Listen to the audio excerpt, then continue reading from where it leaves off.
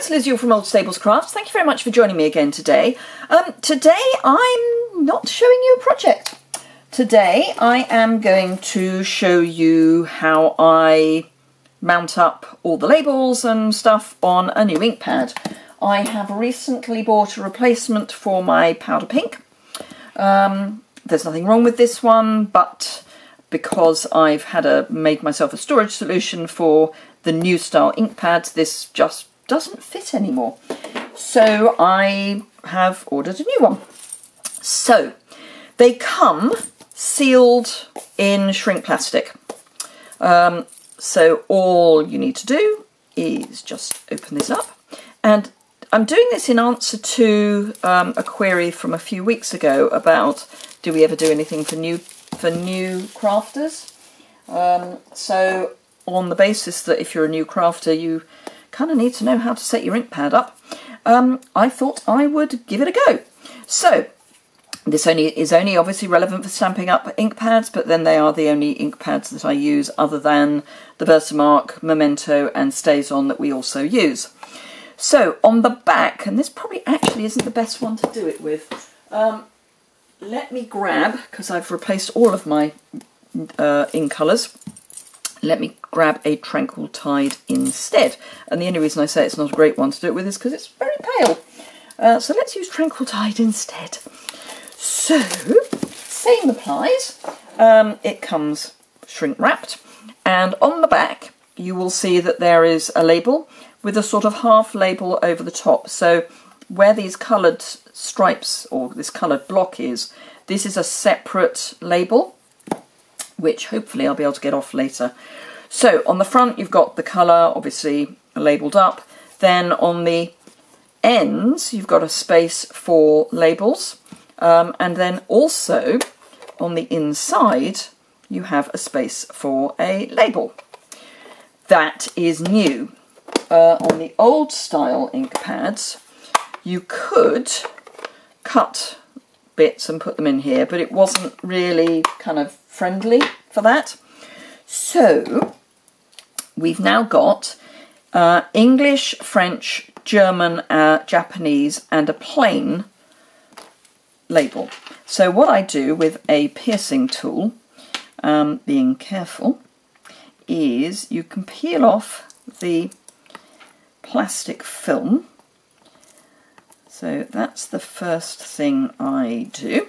So you can take that off and throw that away.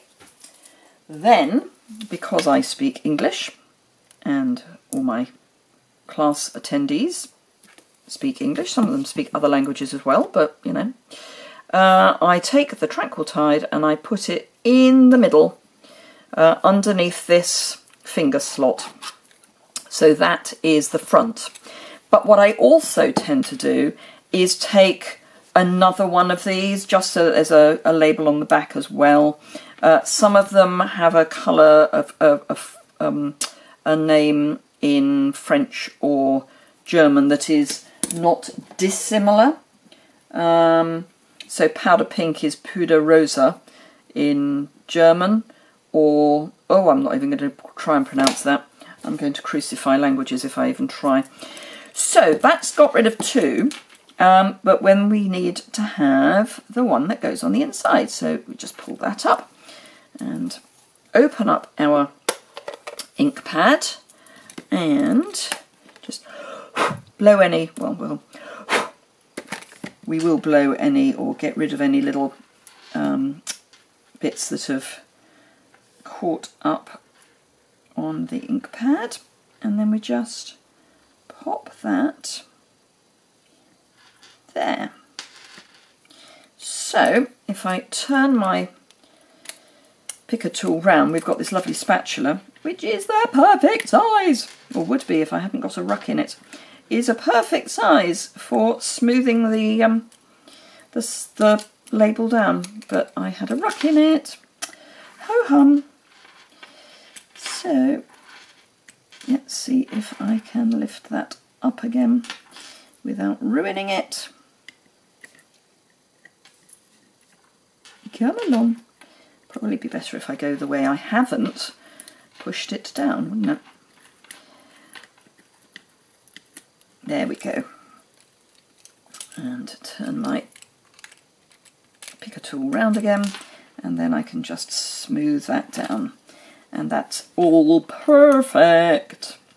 And then this little piece, which is just a piece of packing plastic, you can just push out of the way.